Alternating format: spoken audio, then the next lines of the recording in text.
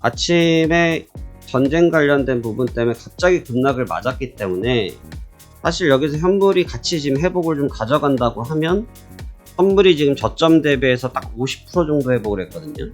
아마 더 많은 회복을 할 수도 있는 힘을 찾을 수가 있어요. 누구 때문에? 현물 때문에. 근데 거래에 이상 징후군이 있다고 해서 갑자기 일방적으로 거래를 지금 정지를 시켜버리니까 선물이 좀 바보가 되어버렸습니다. 안녕하십니까, 화생항 송대표입니다. 2024년도 4월 19일 금요일이고요. 현재 시간 2시 18분을 지나고 있습니다.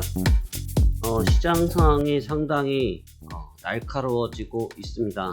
거기에 오늘 아침부터 해서 지금 엄청난 내용들이 지금 계속 나오고 있다 보니까 시장 분위기도 분위기고 시스템에도 오류가 나면서 지금 표현이 좀 그렇습니다만 거의 아비규환 단계다, 저는 이렇게 표현해야 됩니다. 먼저 새벽에 마감했던 뉴욕 증시부터 보고 말씀드리도록 하겠습니다. 새벽에 마감했던 다우지수는 전장 대비해서 0.06%가 상승한 37,775포인트에서 상승 마감하였습니다. 상승폭 자체는 좀 작았고, 그 다음에 대장 초반에 강하게 상승한 이후에 상승분을 반납하면서 기조적인 흐름 자체가 여전히 좋지 않은 측면들을 보여주고 있지만, 그래도 시장의 흐름 자체가 꺾이려고 하지 아니하고 어떻게든 회복에 대한 발판을 만들고 있는 상황이기 때문에 움직임 자체는 나쁘게만 평가되진 않습니다. 다만 늘 말씀드렸다시피 전약 후강보다 전강 후약이 전반전에 강하고 후반전에 약한 이 모습이 사실 시장에서는 좀 치명타를 받는 경우들이 있습니다. 왜 그러냐면 이 전약 후강은 다음날에 대한 기대치가 있다 보니까 시장이 조금 뭐라고 할까요? 달려드는 맛이 좀 있어서 에너지원들이 조금 공급되는 측면을 보이고, 전강 후 약 같은 경우는 전반전에 강했다가 후반전에 약해지면서 참여자들이 시장에 대한 공포감이 생길 수 있는 상황이라고 평가가 되거든요. 그래서 약 후강보다 전강 후약이 기조가 좋지는 않습니다. 그대로 최근에 계속 나타나고 있는 부분들이 다우지수의 일봉 차트에서 나오는 것처럼 전강 후약의 모습을 계속 보여주고 있는데요. 현재 이러한 이유는 첫 번째로는 중동발 리스크에 대해서 불안감이 아닙니다, 여러분. 이미 그 부분에 대한 반영된 부분에서 조정을 받았던 이후에 시장이 어찌 해야 될지 모르겠다라는 생각이 더 강하고, 가장 중요한 것은 시장이 반등 출발, 상승 출발해도 그 시세를 지탱할 만한, 시세를 이끌고 갈 만한 추가 매수세가 존재하지 않다 보니까 시장의 기조가 좋지 않다라고 평가가 됩니다. 현재로서 일단 시장의 기조 자체가 그렇게 썩 베스트하지 못하다, 다만 저점은 형성하고 있다, 이렇게 평가가 되는데, 연준 쪽 인사들이 다시 또 말씀을 계속 하시는 측면들이 금리 인하 시기에 대해서 굉장히 좀 미온적인 태도를 보여주고 있고, 금리 인하에 대한 시기를 굉장히 뒤로 늦추려고 하는 언급들을 하다 보니까 국채 금리가 너무나 많이 뛰고 있습니다. 10년물 국채 금리가 4.6선, 4.7선을 보고 있는 상태가 되니까요. 사실 국채 금리가 이 정도의 레벨링을 하는 것 자체가 부담스러울 수밖에 없죠. 그나마 조금 조정을 받아서 지금 4.5선까지는 내려오긴 했는데, 여전히 계속해서 반대로 얘는 아래 꼬리가 있죠. 반대로 아래 꼬리가 있습니다. 방금 다우지수와 정반대의 모습이죠. 다우지수는 윗꼬리가 있고, 그다음에 지금 국채 같은 경우는 아래 꼬리가 있는데, 국채에 대한 기대감, 가격적인 부담감이 걸린 지는 한참 됐는데, 그보다 기대감이 계속 팽배하게 시장을 지배하고 있다라고 평가를 할 수 있어 보입니다. 일단 시장 자체는 크게 나쁘지는 않았다, 이렇게 볼 수가 있겠는데, 문제는 이러한 분위기가 계속 고조되고 있다는 게 문제가 되겠고요. 두 번째로는 지금 어제 새벽에는 그래도 소소하게 시장이 좀 마감이 됐는데, 문제는 이제 오늘 아침에 아시아 증시가 개장되면서부터가 좀 문제가 다시 좀 커졌습니다.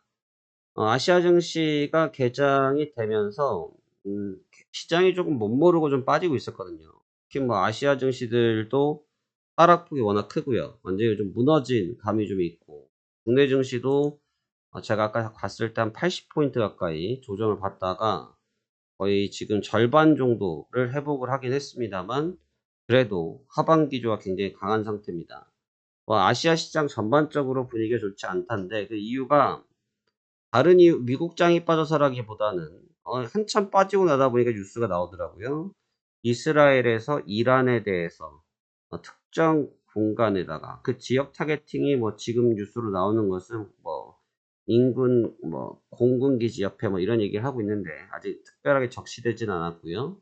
관련된 내용들이 있었더라고요. 그러다 보니까 국제유가가 순간적으로 폭등을 하고 있었고, 국제유가가 순간적으로 폭등을 하면서 이 폭등 부분에 뭔가 이상하다. 그리고 안전자산의 선행성이 또 강해지면서 갑자기 주가가 뭐 급락성으로 출발부터 밀려버렸죠.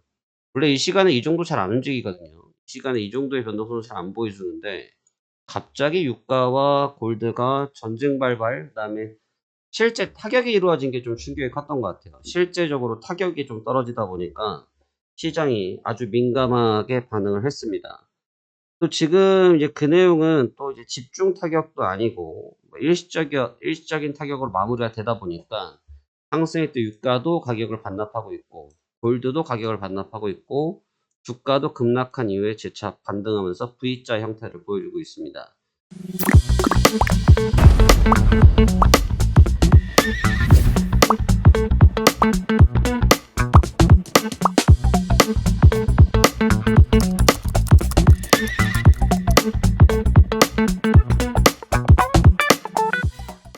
근데 또 여기는 또 이거는 뭐 문제가 안 돼요. 이 정도도 또 사실은 뭐 미사일이 문제니까 그냥 그러려니 할 수가 있는데, 지금 문제가 뭐냐면 아마 전 증권사 공통일 거예요. 아마 여러분들도 이런 공지 보셨을 거고, 저는 지금 보고 있는 게 키움증권인데 키움증권에서 이런 화면 나오더라고요.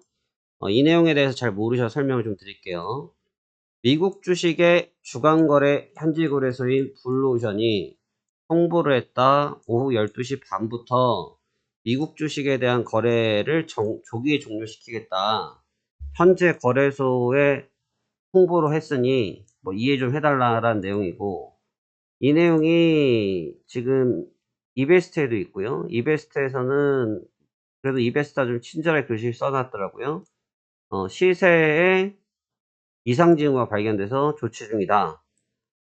참 보기 드문 일입니다. 시세를 완전히 잠가버렸어요. 근데 이게 어떠한 문제가 좀 있냐면, 이게 좀 큰 문제긴 큰 문제예요. 저희가 지금 이 시간대 거래를 하려고 하면 어느 정도의 좀 흐름을 좀 타야 되는데, 이 현물들이 지금 시간이 시간의 거래죠? 시간의 거래에서 변동성이 있는 시간대예요. 변동성을 받아가죠. 그리고 지금처럼 아침에 전쟁 관련된 부분 때문에 갑자기 급락을 맞았기 때문에 사실 여기서 현물이 같이 지금 회복을 좀 가져간다고 하면 현물이 지금 저점 대비해서 딱 50% 정도 회복을 했거든요.